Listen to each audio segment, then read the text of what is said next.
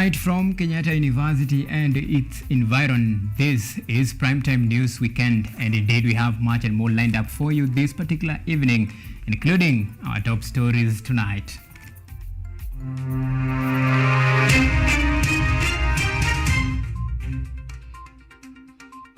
Tonight, forget about the handshake. Kenya Kwanza tells of Azimio as the opposition issues 30 days ultimatum for talks to begin. Give us a break. Kenya Kwanza MPs fire at LSK over Finance Act as more civil society group challenge its constitutionality. Legal minds gather at Kenyatta University Parkland campus for the launch of book titled Civil Litigation in Kenya.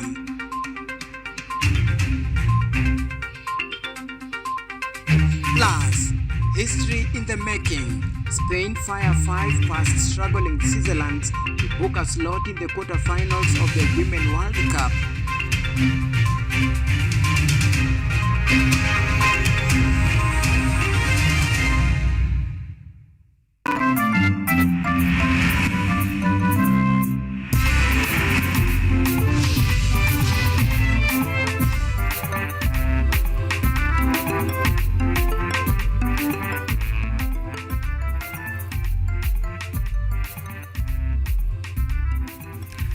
Right, I'm not alone. I'm in full company of Moses GITONGA as our sign language interpreter tonight. My name is AUMA Evans, and remember, you can follow this broadcast on all of our social media platforms, and we are live on YouTube at KUTV Kenya, and you can tweet us at KUTV_Kenya at AUMA Evans. Remember to use the hashtag Primetime News. Now, our Primetime News begins right now. Kenya Kwanza leaders have ruled out any possibility of a handshake between President William Ruto and his arch nemesis Raila Odinga, even as preparation for the national dialogue between the government and the opposition are in full gear. Ruto and his Kenya Kwanza lieutenants spoke in a charm offensive targeting Mount Kenya counties at the start of President William Ruto's development tour. Our very own Munene Weru opens our bulletin tonight with that report. The national dialogue between Kenya Kwanza and Azimio la Umoja keeps taking new twists and turns, the Kenya Kwanza faction transmitting mixed signals on commitment to the talks. Today and the coming 4 days, President William Ruto will be on a charm offensive to scale Mount Kenya, the first stop being Githurai, en route to Keno in Murang'a, Kirinyaga, onto the summit of the mountain in Sagana State Lodge, Nyeri County. The Mount Kenya tour elucidating the firm stand of Kenya Kwanza in ruling out a handshake with Azimio la Umoja or its leader Raila Odinga. Unajua walizungusha, walikoroga mzee Moi mpaka wakapata cooperation. Wakakuja wakakoroga mzee Kibaki mpaka wakachukua nusu mkate. Wakakuja kukoroga Uhuru mpaka wakahama na handshake. Hii serikali ya hasla watapata handshake kweli? Hiyo haiwezekani bwana. Ama namna gani? Ati watapata nusu mkate? Nusu mkate ya nani? Na rais hapa, watu hapa Mlima Kenya walikuchagua wewe na wakakupatia kura zao zote. Wamesema kwa kauli moja, mambo ya handshake hawataki. Mumekataa handshake. Wangapi wanasema hakuna handshake, hakuna handshake, hakuna handshake? Mambo ya nusu mkate, mambo ya handshake, hiyo hata hiyo kitu wanaita inclusivity. Inclusivity is another name ya handshake. Na nimewaambia nikiongoza, mimi naenda hapo kuwaambia nusu mkate na handshake hakuna. Leader of majority in the National Assembly, Kimani Ichung'wah, who doubles up as Kenya Kwanza dialogue team captain, trashed out Azimio's dialogue issues, specifically picking on Azimio's demand for audit of last year's general elections. Ichung'wah holding that the 2022 August election files were conclusively closed at the Supreme Court and that the Kenya Kwanza is not willing to awaken the ghost from its slumber. Mambo ya uchaguzi tulimaliza. Mambo ya kutuambia inclusivity ni handshake, hakuna. Mambo ya kutuambia ati tuzungumze tufanye audit ya elections, audit ya uchaguzi ilifanywa Supreme Court na ikaisha. Mambo ya cost of living, waingie kwa shamba, rais awape fertilizer, walime, unga iteremke bei. Towards the close of yesterday, Ishungwa sent out a reply statement to Kalonzo Musyoka's letter, further pushing the date for talks from 7th August as requested by Musyoka to the 10th of the same month, and that the venue for talks be moved from the luxurious Serena Hotel to a public hall, reason being the high cost of living. Munene Werukeyu TV. All right, let's stay on that development tour for a bit. President William Ruto has today commenced his 5-day development tour of Mount Kenya region. The president launched his tour by commissioning several projects, including Marua Estate Launch Road, Githurai Market, Kirogoya and Githurai Water Supply Project before proceeding to Muranga, Nyeri and Kirinyaga, where he pledged more development projects in line with Kenya Kwanza's bottom-up model. Lynette Minor now reports. Promises kept and more promises pledged as President William Ruto began his 5-day development tour of Mount Kenya region, where he commissioned a number of government projects and revealed plans to boost job opportunities, food production, housing plan, among others. To fulfill Kenya Kwanza's pledges to micro, small and medium enterprises, President Ruto launched Githurai Market, which will be expanded. Mimi nataka pia niwatangazie watu wa Githurai. Najua ile soko ni kidogo. Wafanyabiashara hapa ni wengi, si ni kweli? Tuseme tu ukweli. Ile soko haiwezi tosha. Si ndio? Ni kidogo. So hapo tuko na ardhi na hata hii nyumba hii imeandikwa cooperative tumenunua. Tunataka kujenga sasa soko kubwa kuanzia hapo mpaka ishikane na ile. While commissioning the Githurai Clean Water Supply Project, expected to benefit Ruiru, Githurai, Mwihoko and Kahawa residents, President Ruto pledged to create more job opportunities through the housing project grounded in Finance Act. Na tuko sasa na pesa ya ujenzi. Na mimi nataka niwaambie, mpango ya housing sio sana mambo ya nyumba, ni sana mambo ya ajira ya hawa vijana. Vijana mko tayari tufanye hiyo kazi pamoja? Mko tayari? Kazi ya plumbers mtafanya, ya electricians mtafanya, ya carpenters mtafanya, ya masons mtafanya, ya hiyo ingine yote mtafanya. Si tulisema kazi ni kazi. In Muranga County, President Ruto underlined the recent government commitment to reduce the cost of food production by supplying farmers with fertilizers and through low-interest Hustler Fund. Regarding affordable healthcare, President Ruto has pledged to launch the universal healthcare coverage in October 2023. Ndani ya mwezi moja, mwezi mbili, ile chakula itapatikana Kenya ni chakula ya kushangaza wa Kenya hii, kwa sababu wakulima wamefanya bidii. Mungu ametubarikia na mvua, tumewapatia mbolea iliyopunguzwa bei, na mimi nataka niwahakikishia kwamba tukienda mbele tunataka kumaliza kabisa aibu ya njaa katika taifa letu la Kenya. Tulikubaliana mambo ni bottom kwenda up. Kuanzia mwezi wa 10 mimi nitalaunch ile universal health coverage. In Kirinyaga County, President Ruto launched Kerugoya Kutu's water supply, where he pledged to increase land for rice farming and improve the education sector in efforts to increase human capital. He then proceeded to Nyeri County, where he launched Marua State Lodge Road. So mimi nataka niwaambie tutashikilia wakulima wetu na sio wa chakula peke yake. Nimekubaliana na waziri wangu Alice, watashirikiana na gavana wenu. Maji ambayo tuliweka Dhiba Dam, tulisema tunataka kuongeza shamba ambayo tutazalishia mchele by 10,000 acres. During his 5-day development tour that will come to an end next week, President Ruto is expected to launch various projects in the region, including 45 kilometers Ichamara Kariti Road, new KCC facility in Kiganjo, and a Rumoru 175-bed capacity level 5 hospital. Lynette Minor, KUTV.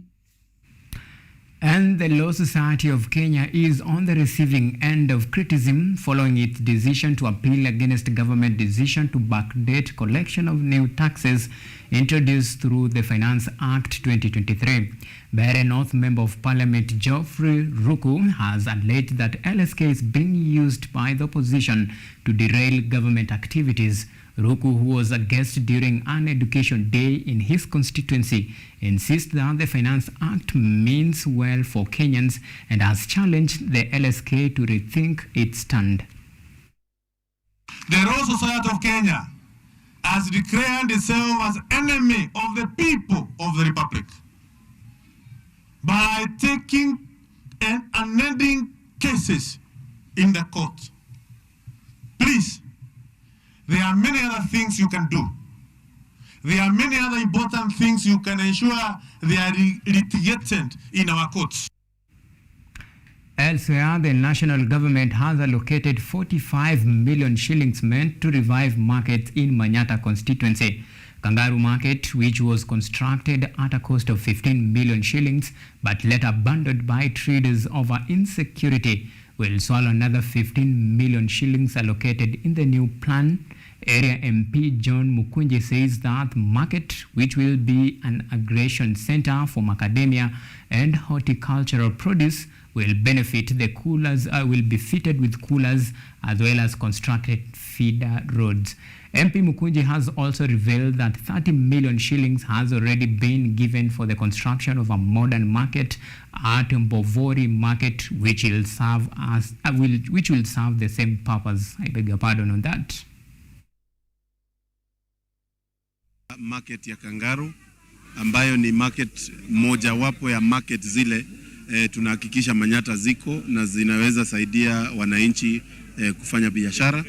Hii market ilikuwa imetengenezwa na ikaisha mwaka wa 2015, lakini ikakuwa abandoned kwa sababu ya maneno ya security na maneno ingine ambayo ni ya accessibility. Sasa mimi ndio nimekuja kuhakikisha hii market imeweza kuwa activated na iweze kuendelea kutumika na wananchi. Mimi hii mahali nimeifanya aggregation point ama aggregation center ya Manyata constituency.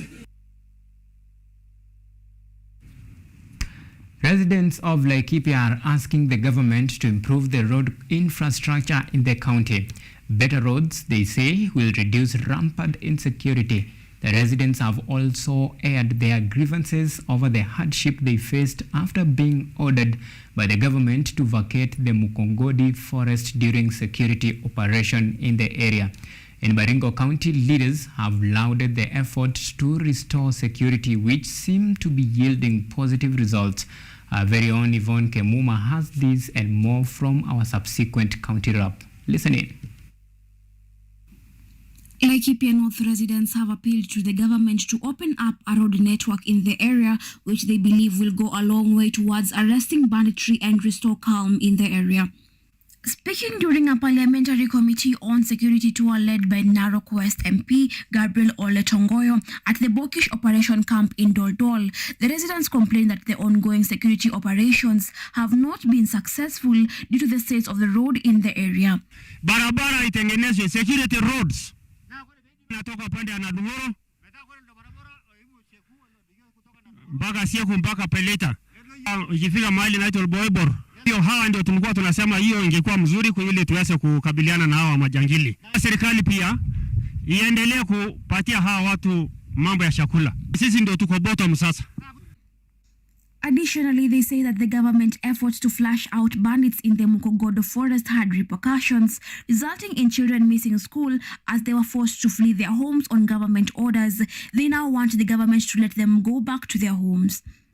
Tangu operation ya North Rift ilipoanza, there is a lot of good success that has been reported. Mambo ya wizi ya ng'ombe na uharibifu ya mali imeweza kwenda chini, na tunashukuru waziri ameweza kutembea na kuwa katika hali area hii kwa mara mingi. Narok West MP Gabriel Oletongoyo noted that the Parliamentary Security Committee visited the area to listen to the views of the community and residents who were displaced from their homes. Elsewhere in Baringo County, leaders have commended ongoing efforts to restore peace in areas facing insecurity within the county. Juzi tulikuja na waziri wetu Bwana Kindiki hapa Marigat. Akatangaza NPR ya Baringo North na ya Baringo South. I want to declare and announce here ya kwamba kutakuwa yenu ya tiatita na hawa NPR ili wasaidiane pamoja na chiefs kwa area hii. The leaders state that development in the area has been slow due to the prevailing insecurity, but the county has experienced relative calm for the past few months now. Yvonne Kemuma, KU TV. All right, we take our first break here on KU TV Primetime News. Remember, plenty more to follow when we come back.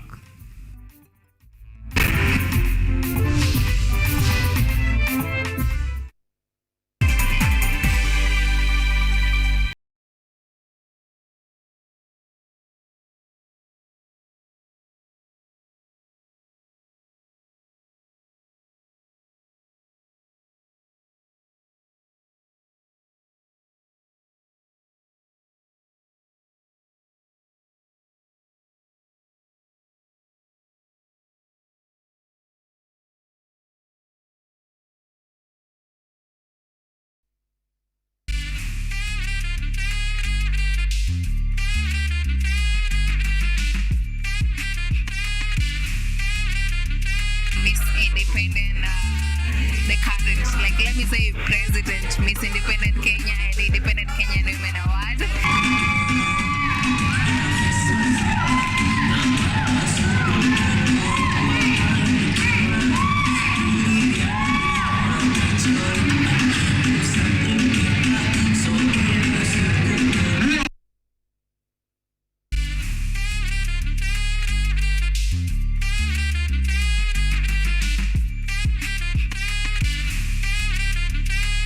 Independent, the current, like let me say President, Miss Independent Kenya and the Independent Kenyan Women Award.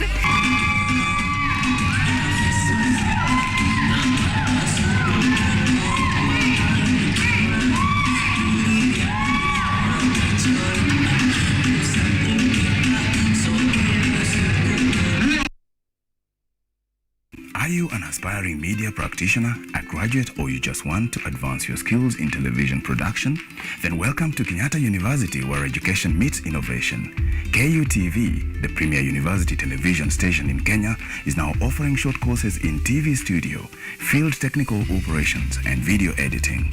Through these courses, you will acquire hands-on skills on camera operations, media production, lighting techniques, audio-visual editing, and sound and visual control, and how to operate key equipment in modern TV control room. Enroll today at KUTV and discover your full potential in cutting-edge TV broadcasting. Graduates of these courses will receive professional certificates. For more information, visit our offices at KUTV Studios or call us on 020-870-4252 or 020-870-4255 or SMS us on 0739-110-544. KUTV, a new experience.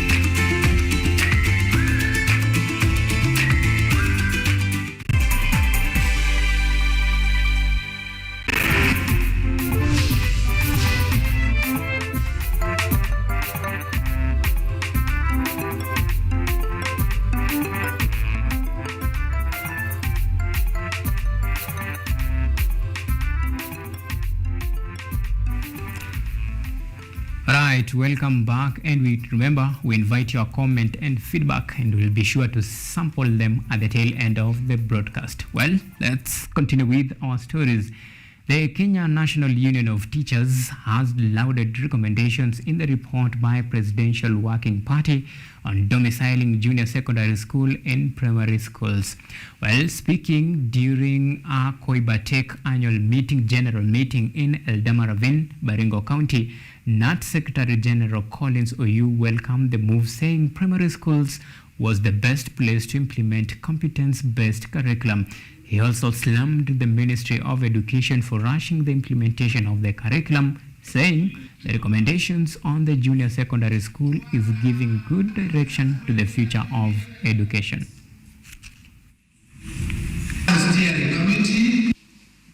CBC now has grade 7, grade 8 and 9 domiciled in primary schools under one head. Solidarity. Solidarity. Now switching gears to academics. Some of the Kenya's leading legal minds converged at Kenyatta University Parklands campus for the launch of books set to transform the field of law. The book titled Civil Litigation in Kenya has been authored by Dr. Gladys Mwangi, who is a distinguished advocate and a lawyer lecturer at Kenyatta University. And as Joseph Oyomo reports, the event was graced by legal professionals and scholars, including retired Judge Lady Justice Joyce Oluoch, Appellant Court Judge Justice George Odunga, and Law Society of Kenya President Eric Deuri.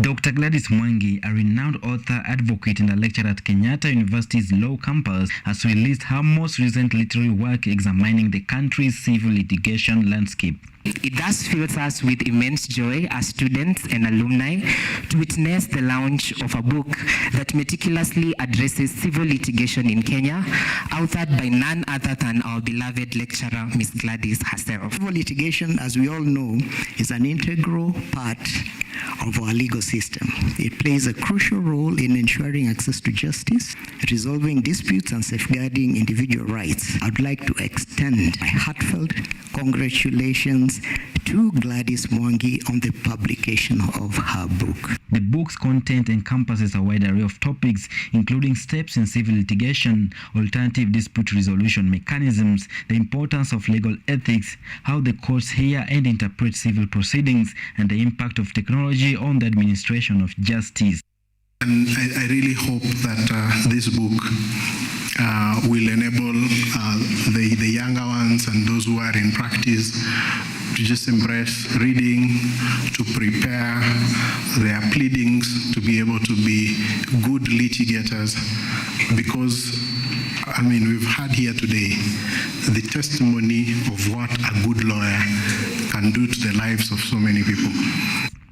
The book delves into the historical evolution of the legal system in Kenya and scrutinizes the critical legal reforms that have shaped its current state. Speaking during the launch at Kenyatta University Parkland campus, Dr. Mwangi expressed her hope that the book will serve as a catalyst for constructive conversation on the topic and inspire further research and improvements in the field.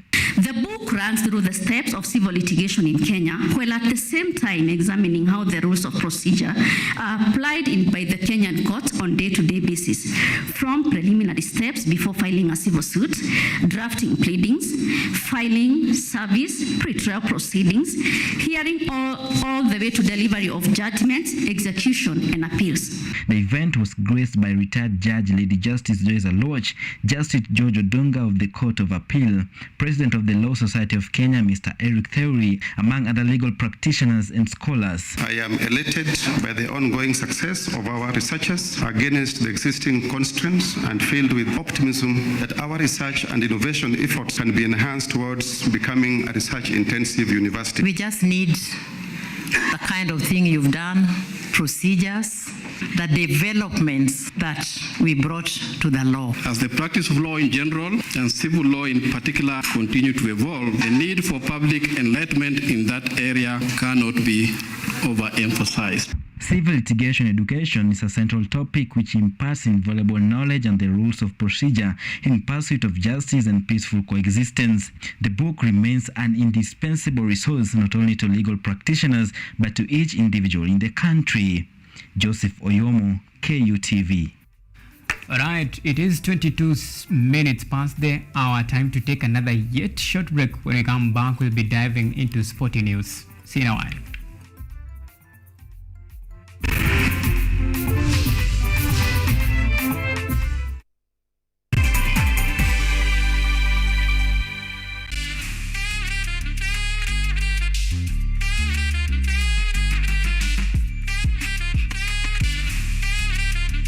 Miss Independent the current, like let me say president, Miss Independent Kenya and Independent Kenyan Women Award.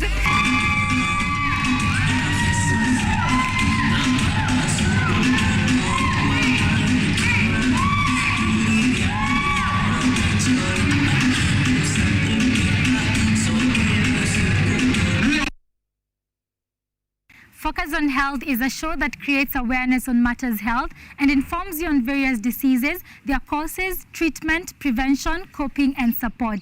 So join me, Bwari Michelle, every Thursday at 7:30 p.m. only on KUTV. You can also follow us on our social media platforms at KUTV Focus on Health on Facebook and also on YouTube, and Health Focus on Instagram, because your health is your wealth. Stay safe and stay healthy.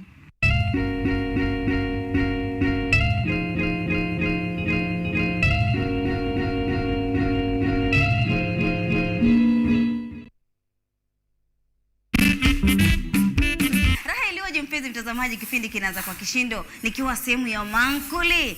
Sehemu hii ndio huwa kunafanyika mankuli yani. Hiyo white kebab mahali imefika imelainika, ikutayarisha kuweka shape ama uweke ile shape yenye unataka. Inaweza kuwa round shape ama white shape size.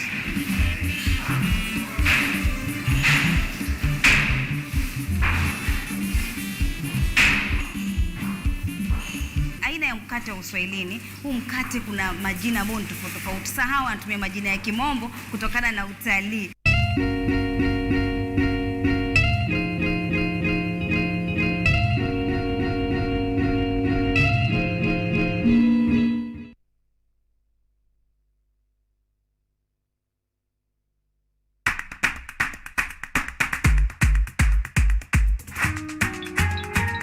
What are some of the ways through which you can develop these skills so that you are comfortably fitting into the job? You have to put yourself in positions where you are uncomfortable in the sense that you are not clear about what to do.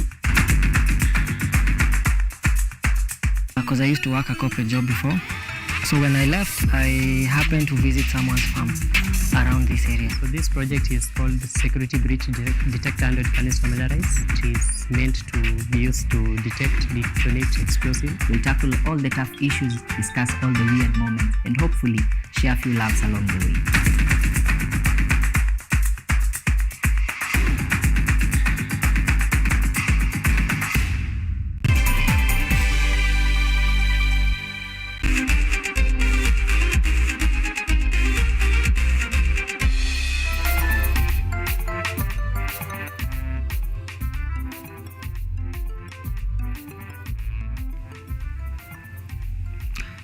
Alright, welcome back, and now it's time to get the latest in the world of sports.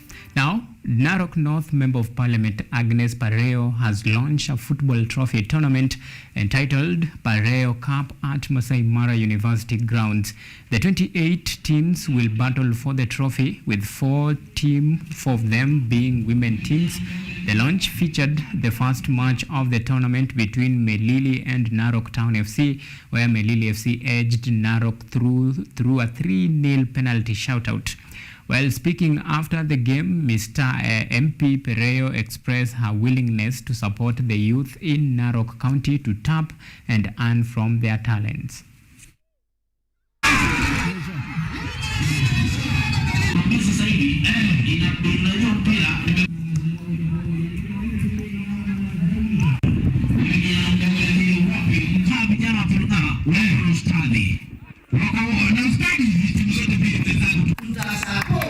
Wakutane na waje wacheze pamoja, wawe marafiki na wakutane, wabadilishe maoni hata yao, wasaidiane na wajuane. Hiyo mambo ingine pombe barabisisi tusaidiane. Hizi timu zetu haina ufadhili. Vijana wanarudi kwa mfuko kwa sababu ya kupenda ile football ndio wapate kwenda kucheza kesho. Kama ungeweza kutusaidia utununulie basi moja tu weke pale kwa CDF. Mpira siku hizi sio ile ya kucheza tu kama starehe. Hiyo pia siku hizi imekuwa ni kama lishe na imekuwa ni hali ya uchumi na kadhalika. Now Now, crossing borders, rampant Spain blew away the helpless Switzerland to reach the quarterfinals of the Women's World Cup for the first time after producing outstanding display of firepower to send Swiss packing. La Roja were outgunned by the dominant Japan in their 4-0 defeat in their final group stage clash, dictated the tempo of the game after dominant first half showing in front of 43,217, a record crowd for a football match in New Zealand. In another match played, Japan cruised to victory over Norway to keep hopes alive of a second continental showpiece crown. Carlsen, og Norge har ikke kontroll i det hele tatt, og da det 4-1 til Spania. De burde jo faktisk flere spillere på veien foran mål, tidlig innlegg, og der det scoring, det redusering. Norge har gjort sitt andre mål, det så bra Spania spiller, Norge ikke med i det. Well, spirited Cabras Sugar pulled a masterclass comeback to down Homeboys RFC 21-19 in the first match of Prince Law Sevens at the Nakuru Athletic Clubs in Nakuru County on Saturday. Ramadan Masete scored a brace for Homeboys, where else Brian Mutua added a third to hand the DJs a 19-7 early lead before Jones Kubo, Lamek Ambetsa and Dan Angweche overturned the table in favor of Cabras with a try each as Eric Cantona scored 2 conversions. The defending 7th circuit champions Menengai Oilers were later exiled, beat Nakuru RFC 5-0 in a derby match to claim the bragging rights.